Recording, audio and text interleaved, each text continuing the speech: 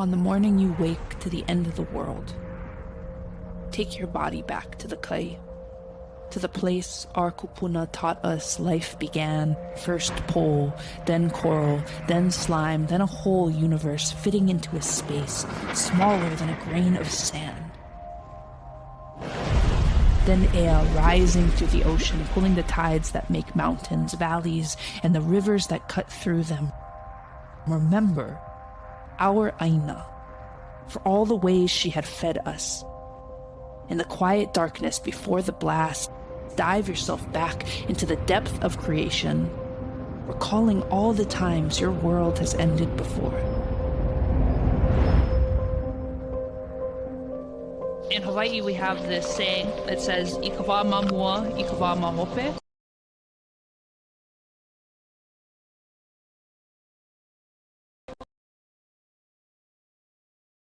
Means the past, and the time behind you, Kawama Hope, means the time that comes after, or the future. And so one of the things that's kind of written into our understanding of time and space is that we always back into the future facing the past.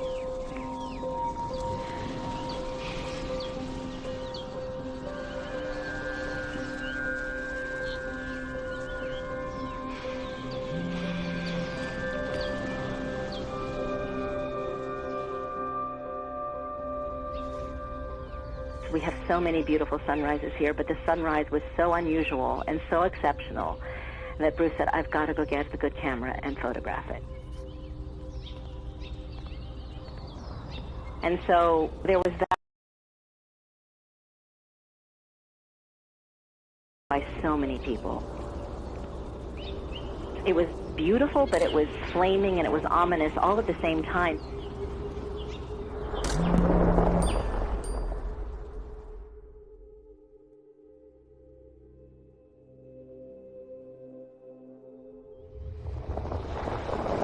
I was born and raised in Hawaii. This has been my home for my entire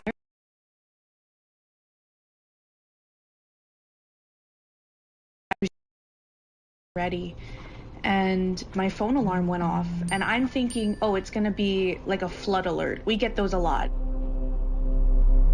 But I did not believe what I was looking at.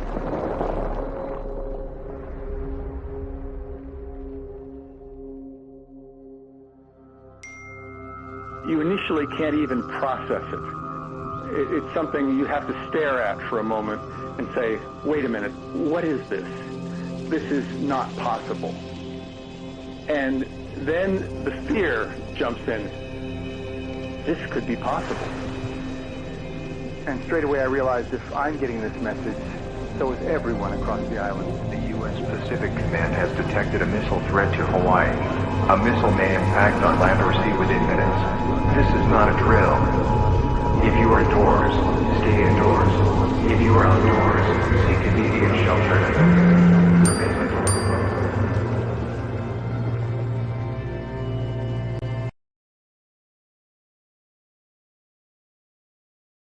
If people were with their kids, it was, where do we go to protect them? How do we protect them? Our girls are 7 miles away, and Bruce said, I don't know if this is real or not, but I need to be with them. What I should absolutely know, that if this was real and there was a ballistic missile coming to us, that I would probably never see him again.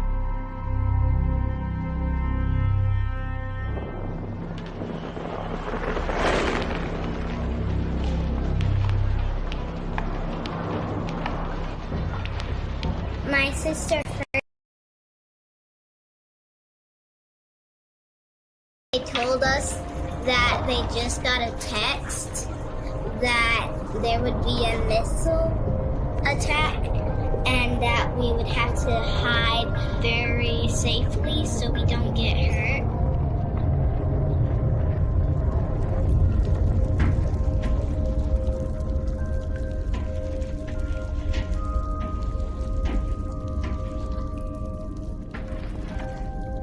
So many people panicked. People were shoving their children, and this still haunts me, down storm drains against their will. You know, how do you explain it to a child that has no idea what this is, but that it doesn't make any rational sense that we would live in a world where we would have to do this?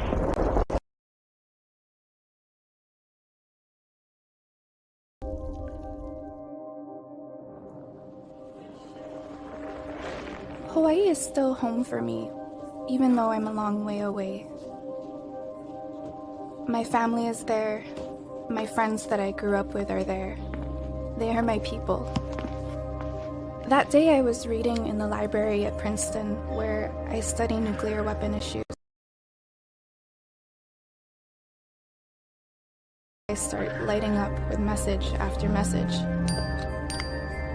Did you all get the missile alarm? I have no clue what we're supposed to do. Sirens were heard in Manoa, but nowhere else. There's nothing on the news or the radio. Should we drive to somewhere with a base? My dad is going to Kualoa Ranch to help people into the bunkers. I'm freaking out. I don't have Jada with me. I'll have to drive to her. Tamara, how much time do we have? What can we do? My friends wanted answers. They wanted a way out. And I knew I didn't have one to give them.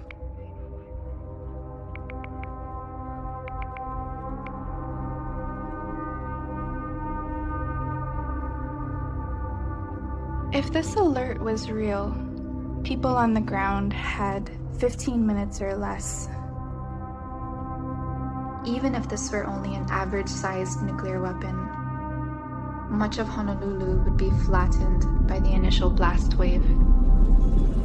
Beyond the flames, radiation from fallout would poison the beaches and the forests. Our home would become toxic and sick. Suddenly, I stopped thinking about nuclear weapons in terms of technology or security. I thought of them in terms of my family, my home.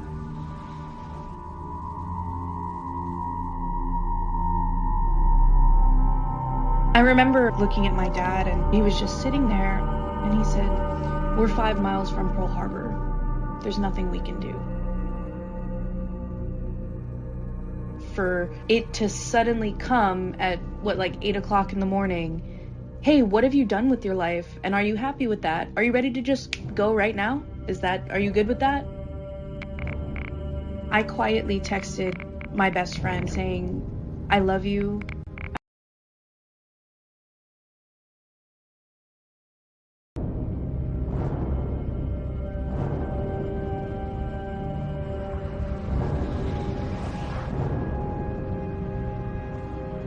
As soon as I got onto our 2-lane highway, there was growing chaos all around me. People driving at high speed, some speeding already at about 90 to 100 miles an hour. I was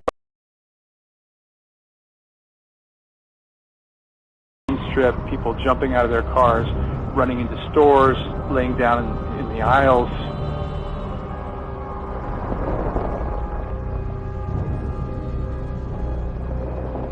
We were all in our pajamas and we just were running, and I started sobbing because I didn't want to die.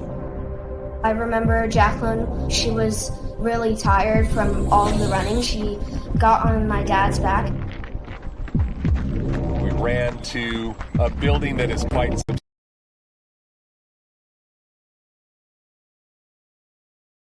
As we got to the building, there was a huge surge of several hundred people, and they were screaming at us, "There's no room here, there's no room here, find somewhere else." We just stood outside, horrified, terrified, thinking, the people inside might make it and we're not going to make it. I remember looking up and everything seemed completely normal.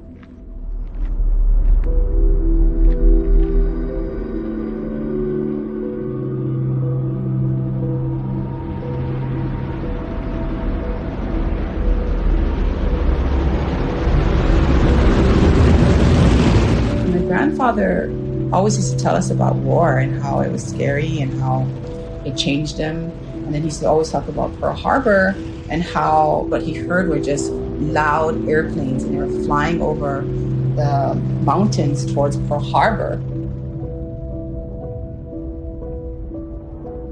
And he said he saw one plane just went straight down into the boat. So he saw everything.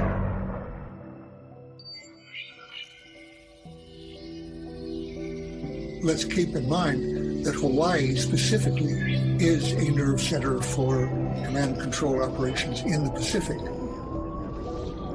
Enormous numbers of nuclear weapons are commanded from Hawaii and would be a target if there were a major attack for that very reason. None of the political leadership had done anything to prepare for this kind of reality or to create a different reality, to create an alternative. They said to take cover. What a ridiculous thing to say to people in the middle of the Pacific Ocean. Take cover? Well, let's just go paddle out into the ocean because there's literally nothing I can do in this moment.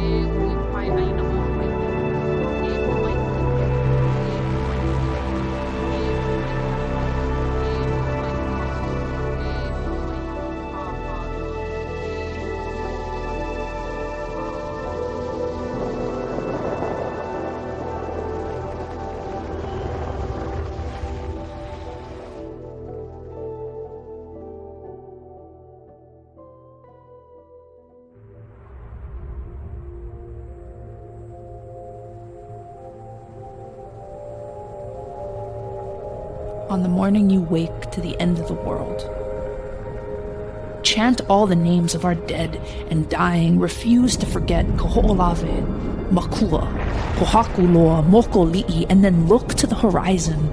Call upon the memory of hundreds of tests carried across our oceanic backs. Bikini and Aneotak, Kirimati and Kalama, Meraringa and Imu, Maruloa and Whangaraufa, and all the unnamed caught choking downwind. Epeli Hau'ofa's beautiful sea of islands vision perverted into a sea of toxic waste. The enduring gift from our American, British, and French protectorates.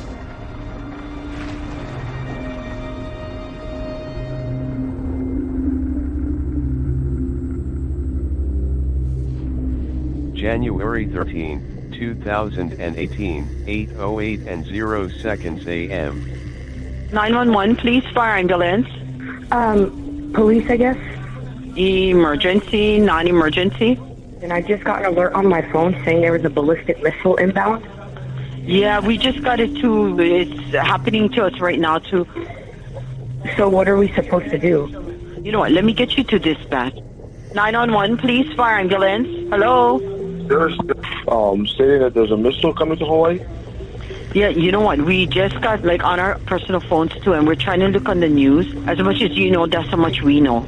Like, we're still trying to figure out what this whole message is about. I'm so sorry, sir. All lines are busy. Yeah, right now we're getting inundated with calls asking, and we don't have the answer right now because we just got it.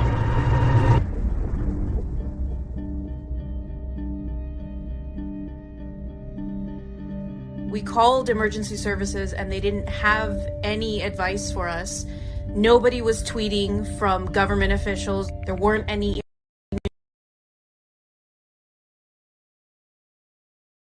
And then we were on our own. So I'm looking through social media. All I'm seeing are my friends and family freaking out, tweeting things like, is this real? Is this real? What do I do? I just kept thinking, we're going to feel all of the heat. There's going to be pain.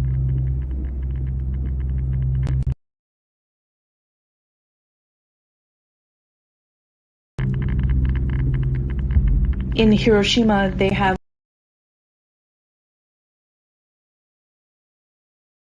how hot and intense the blast was. And I kept thinking, like, what is my shadow going to look like? What is my silhouette going to look like?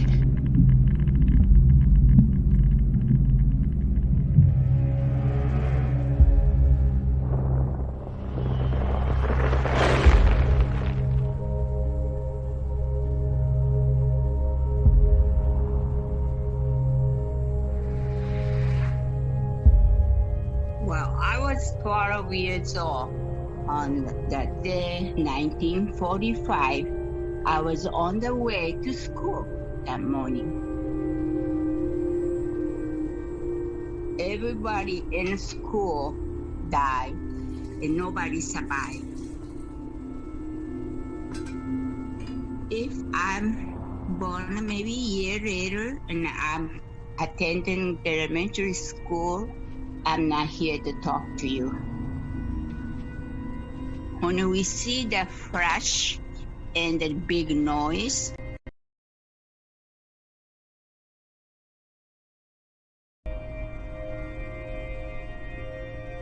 we saw that mushroom shape of a cloud. We don't know what's going on. So we start walking toward the Hiroshima city. The people start coming.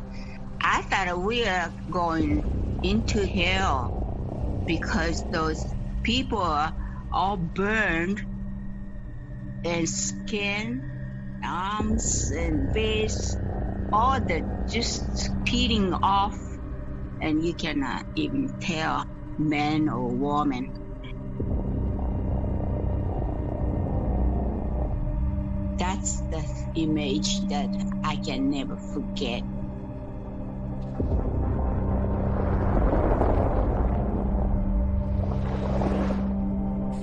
That happened 1945. We have no warning. Bang, it happened.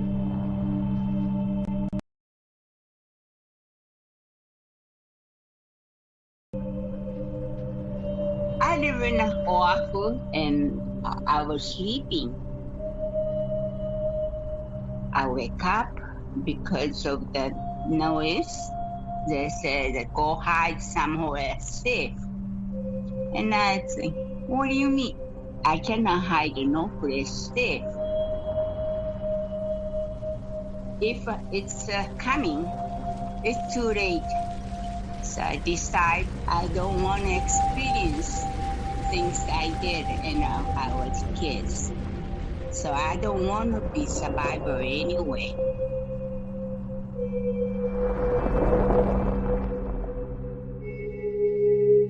Hiroshima was destroyed with a single bomb, which has defined the nuclear age for most people. But when you see a picture of the devastation, you are looking at what happens to a city when it experiences the explosion of a detonator of a modern thermonuclear weapon.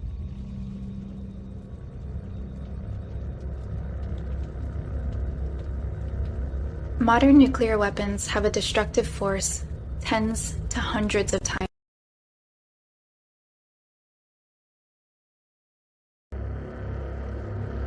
If one were detonated over a metropolis like New York, Tokyo, Paris, or London, over 15 square miles would be flattened by the initial blast. Almost 50 square miles would be consumed by fire. About 1 million people would die instantly. The scientists who designed nuclear weapons said it best, that in all-out nuclear war, the living would envy the dead. Yet there are still more than 14,000 nuclear weapons in the world. This is enough to destroy our entire planet many, many, many times over. It doesn't matter who fires first or which nations are involved. The nature of military alliances and the fact that nuclear weapons are distributed widely around the world, even in countries outside the 9 nuclear states, that any nuclear launch has the potential to set off a chain reaction of counterstrikes and retaliations that destroys all life in this world. It might start with a single missile aimed at incapacitating our communication system, but the overall attack on each side, it would be what I call a doomsday machine, killing everybody not right away, but within months, depending on the food supplies nearby, or a year or so for the entire world. That hasn't affected our plan. The weapons continue to be built. In effect, we're ignoring it in the same way we've failed to prepare for the possibility of a pandemic. The idea that possessing nuclear weapons somehow protects a state or a population does not hold water. They put everyone at risk. Possessing nuclear weapons is a violent act. They are used every single day, regardless of whether or not they're actually detonated. We kind of thought that we were too powerful to take down, or that it would never happen in our generation. We're too smart to use ballistic missiles like that anymore. And that's like a really Western privileged way of thinking about it, I think. I call it millennial hubris.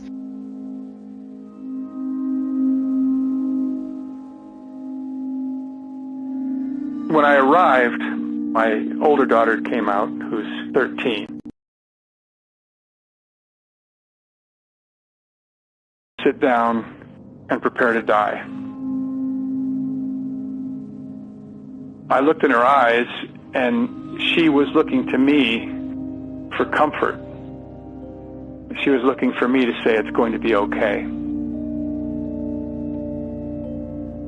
There's no way to give a satisfactory explanation to your child as to why we live in a world that has nuclear weapons.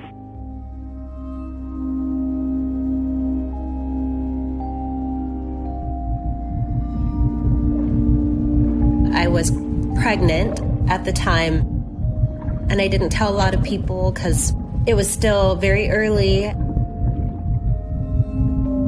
Having, this life inside of me that I so helpless I couldn't do anything to protect. It was just heartbreaking. Even if we live through this, what am I bringing this baby into? Like who's to say there's not another threat? I didn't call my daughter in Los Angeles until the last moment. But that's when I think this became most real for me. This is the child that I carried for 9+ months, that I suckled at my breast, that I gave everything I could to. When she picks up, I say, but I just want you to know that I love you. I love you. And she says, I love you too, Mom. And then there's just silence. What if it escalated, or if it was happening in other places, if we weren't the only people getting this ballistic missile alert? If this was the beginning of a civilization-ending event, a collective death experience for all of humanity.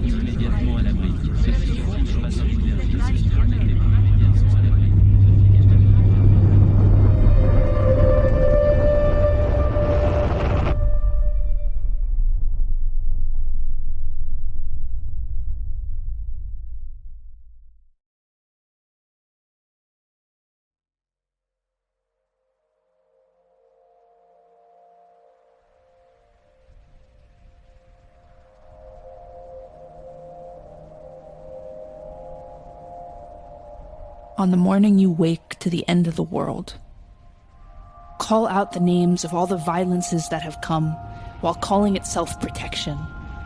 All the ways we have been left to gather the shattered pieces, 2 island cities in the western corner of the Pacific, flattened to caricature, names rendered meaningless, carved over and over again into the blinding of our textbooks. Just enough of their shape remains to call foul at our hubris, but does nothing to slow the arrogant push of progress, all because the men with the plans called power promised us security behind the barrel of a gun, but none of it will save us the violence that will continue to come.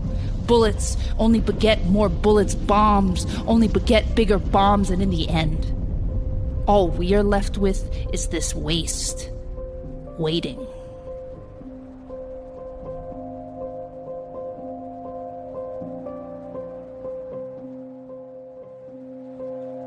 So we're just like scanning the horizon. So we're looking for something to crash on the ocean. It was such a powerful moment for us. It was almost as if it might have been the last moment of us being a family together. My son was scared and they kept saying, "Are we going to die? Are we going to die?" I think my daughter was crying. And my son's like, "Can we pray, Mommy?" I never forget that because we don't pray.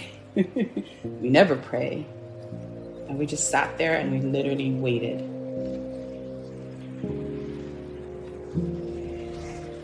I was crying and everybody was holding each other. We started to pray a little bit. Me just sobbing because I couldn't believe that I was about to die.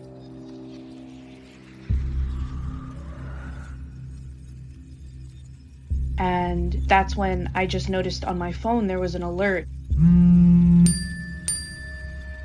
There was a notification from my best friend. The missile alert is false. It's a false alarm. Don't worry. Everything is okay. You're safe. What I felt in that moment was gratitude.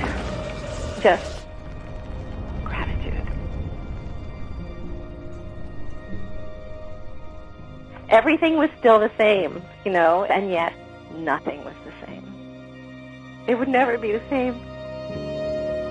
It was pandemonium in paradise after that alert was sent to phones throughout the state and broadcast on television. Members of Congress are demanding answers on why it took 38 minutes for a correction. Those responsible for this happening need to be held accountable and making sure that this cannot happen again. The FCC chairman called the false alert absolutely unacceptable and has launched an investigation. The people of Hawaii are justifiably livid. They demand answers, and so do we.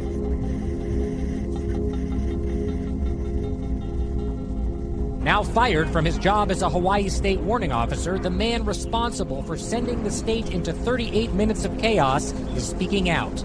Facing death threats, he's requested anonymity. I was 100% sure that it was the right decision. That I heard this is not a drill, and I didn't hear exercise at all.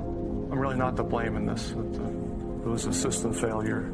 I can't say that I would do anything differently based on what I saw and heard. I read headline after headlines, and I see that the focus is all about blame. Why are we so hell-bent on blaming someone who made a mistake and trying to fix it with some kind of redundancy that isn't going to make any kind of difference if there's a nuclear attack? Yes, of course, there was a mistake made, but that's the point. We have weapons of mass destruction. We've made so many mistakes, and we've been so lucky. How have we survived every close call for all these decades? It was a false alarm, and we had a nuclear wake-up call, and we all had the gift of our lives returned. And so we now have to act. We have to make sure that this never happens.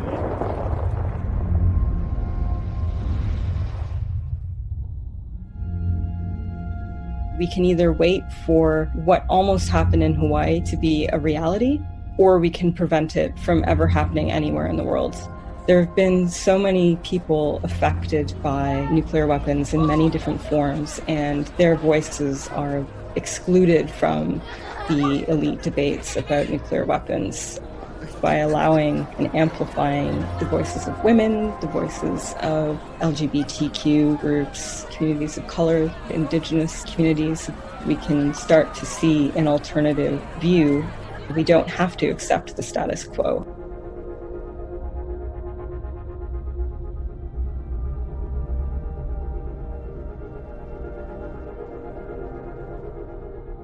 The first step in creating something new is having the courage to imagine that we could live a different way.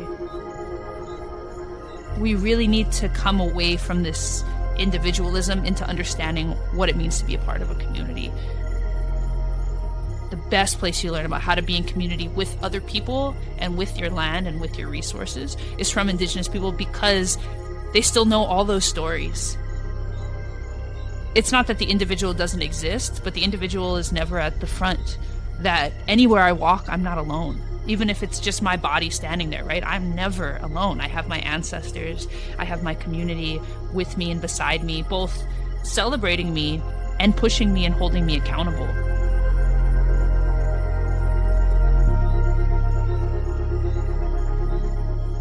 And we have a word in Hawaii.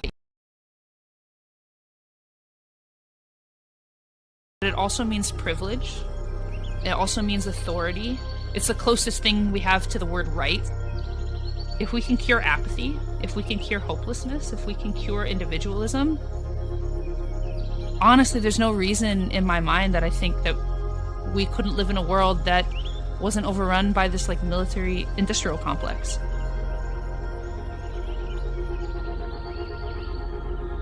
Over the decades, we've become very used to treating nuclear weapons as a political issue, as a partisan issue, as an issue of security and of strategic stability. But this moment in Hawaii can remind us that it goes far beyond that. It's not about enemies. Humanity. We have the tools to lift the nuclear shadow. We just need to use them.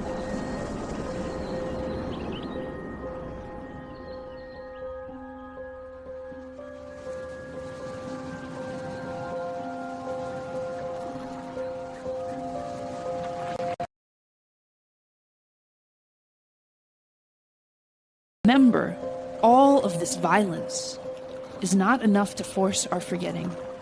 Our water, our moana, has a memory, and we are made in her image together, meaning we are intimately connected and infinitely powerful. So who but ourselves to hold us accountable, when none of what has been built will save us from what cannot be called back? Remember, this mo'olelo, the air of change is heat. The air of life only rises from aina and kai. There is no part of you that is meant to survive when the cost is this place. On the morning you wake to the end of the world, your vision will be 2020, so use it. As the men with the plans called power call out from behind their screens to tell you to take cover, see beyond the violence of their contradiction, the enduring waste of their direction. Call upon your own mana to make a change. Choose to remember our aina, this kai, these kuahivi, and all they have witnessed, even more they have endured, and still stand to protect us. Follow their wisdom. Come Armageddon or high water, hold them close. Pull a pule from your na'au. Call out to your akua by name. And commit to live your life in their image, no matter what the consequence. And maybe, just maybe, the world may not have to end again tomorrow.